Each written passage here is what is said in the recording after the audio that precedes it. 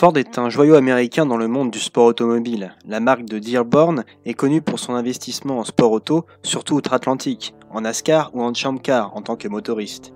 À l'international, Ford a longtemps investi en monoplace en tant que motoriste en Formule Ford et en F3 avec le fameux moteur Hall Bay. Ford, via Cosworth et Lotus, mettra un pied en F1 à partir de 1967. En effet, Ford UK avait investi 100 000 livres de l'époque pour financer le bébé de Mike Costin et Kev Duckworth. Le V8 Ford Cosworth dominera la F1 jusqu'à l'arrivée des moteurs turbo au début des années 80. Ford a également entraîné de formidables machines en sport prototype. Retour en 1963, Ford essaie de racheter Ferrari. Ferrari refuse l'offre et préfère se vendre à Fiat. Ferrari a en réalité refusé Ford pour des désaccords sur la direction de la politique sportive de Ferrari. Le Commendatore, en effet, voulait diriger la Scuderia, ce qui lui aurait été impossible en signant avec Ford. Agnelli, le patron de Fiat, lui, a accepté la demande de Ferrari. Toujours est-il qu'Henry Ford II, patron de Ford, a vécu comme une humiliation le coup de Trafalgar effectué par l'ingénieur italien. Ce dernier décide alors de battre Ferrari au Mans sur son terrain avec la Ford GT40. Malheureusement, la voiture est trop jeune et abandonne au Mans en 64 à cause de la boîte de vitesse. En 65, Ford s'associe avec Shelby American, mais sans plus de succès car les 6 Ford GT40 abandonnent. La consécration arrive un an plus tard en 66 avec Bruce McLaren et Chris Amon. Ford réalise un triplé dans la Sarthe. Ford continue sa moisson de victoires jusqu'en 69 avec des duels d'anthologie contre Ferrari ou encore Porsche. En 69 d'ailleurs, Jackie Hicks gagnera une édition marquée par sa « grève » entre guillemets du départ. Ce dernier préférera marcher jusqu'à sa voiture afin de se sangler convenablement, pour éviter de se faire mal en cas de crash. Mais c'est le champ du signe pour la GT40, désormais totalement dépassée par les Porsche 917 et autres Matra 650. Plus de 10 ans plus tard, Ford décidait de revenir en sport proto, avec le projet Ford C100 en groupe C.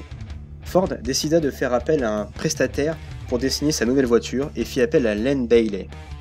Ce dernier a de l'expérience, puisqu'il avait dessiné les Mirage Gulf M1, la Ford GT70 de rallye, ou encore les Frank Williams FX3 et Iso Rivolta, dont on parlera plus tard. Len Bailey, pour la C100, avait décidé de s'inspirer de ses modèles précédents, notamment la Mirage, avec un châssis monocoque en aluminium, fabriqué chez un petit sous-traitant local dans le Northamptonshire. La belle anglaise était équipée d'un V8 Ford 3.3 litres et d'une boîte Hewland. Cette voiture allait servir de laboratoire roulant pendant la saison 81, en attendant les choses sérieuses en 1982. L'équipe d'Alain de Cadenet fut choisie pour exploiter la voiture. Sauf que les jeux politiques prirent le pas sur l'intérêt sportif. Bailey et de Cadenet furent virés et le matériel fut déménagé vers Ford Allemagne à Cologne. La Ford fut terminée fin 81 et fut engagée pour la dernière manche de la saison à Brands Hatch. Elle fut équipée d'un nouveau moteur Cosworth 3.9 litres. Elle est enfin signée la pole position au milieu d'un plateau rachitique de 14 voitures. Le lendemain, la boîte lâcha. Pendant l'hiver 81-82, Ford Allemagne reprit la C100 de fond en comble pour l'adapter au nouveau règlement groupe C de 82. La carrosserie était plus longue de 25 cm pour gagner en vitesse de pointe, le radiateur d'huile était à l'avant avec double prise d'air sur le capot et sur les flancs. De nouvelles suspensions avec basculeur et un aileron arrière firent leur apparition.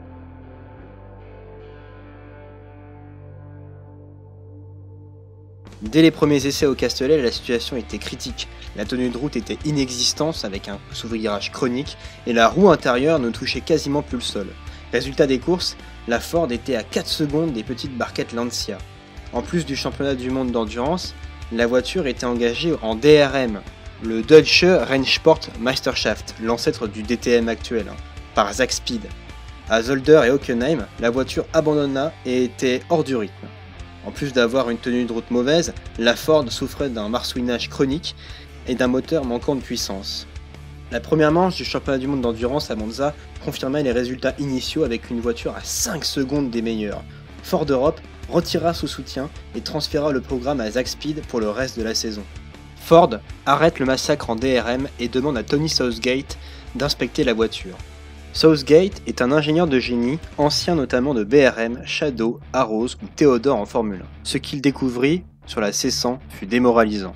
Tony Southgate se souvient, la partie monocoque était en simple feuille d'aluminium et manifestement manquait absolument de la plus élémentaire rigidité, tout comme le berceau arrière qui portait les suspensions, sans parler de la géométrie qui semblait complètement irréaliste.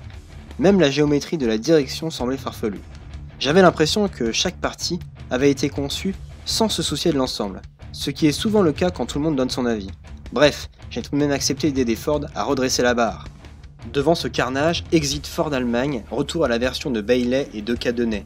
La C100 nommée MK2 fut prête pour Silverstone. Cette dernière allait se montrer enfin performante avec une 4ème place en qualif et un abandon pour embrayage malheureusement lors de la course. 15 jours plus tard, Ford réalisait la pole lors des 1000 km du Nürburgring.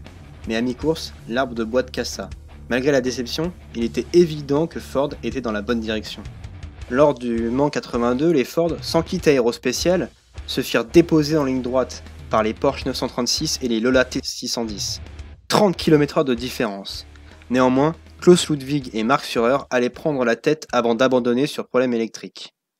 Devant ce retour en forme, Ford décida de revenir en DRM avec la C100 modifiée, la version Southgate. À Nuremberg, la Ford finit 2ème et à Hockenheim, Ludwig apporta la première victoire à Ford. Ce dernier doublait la mise en fin de saison au ring. En championnat du monde d'endurance, à Spa, les Ford eurent des problèmes et finirent 18ème. Après un forfait au Mugello, toute l'équipe se retrouva sous la pluie de Brandsatch pour les 1000 km du circuit pour la dernière course de la saison. Winkelhock prit rapidement le contrôle des opérations, mais sortit au 6ème tour après un duel portière contre portière avec Mark Seurer.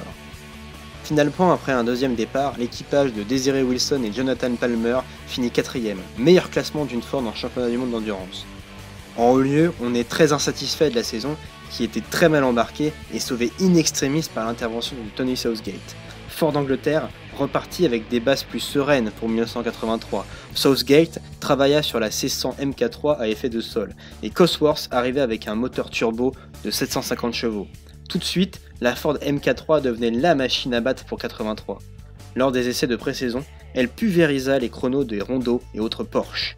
La Ford MK3 semblait avoir un bel avenir lorsque le jour du 14 mars 83 arriva.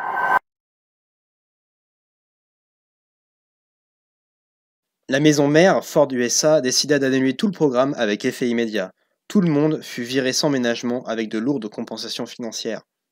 La peur d'être humilié par Porsche motiva ce départ. Ce fut un énorme gâchis car comme nous l'avons vu, la C100 MK3 était très rapide.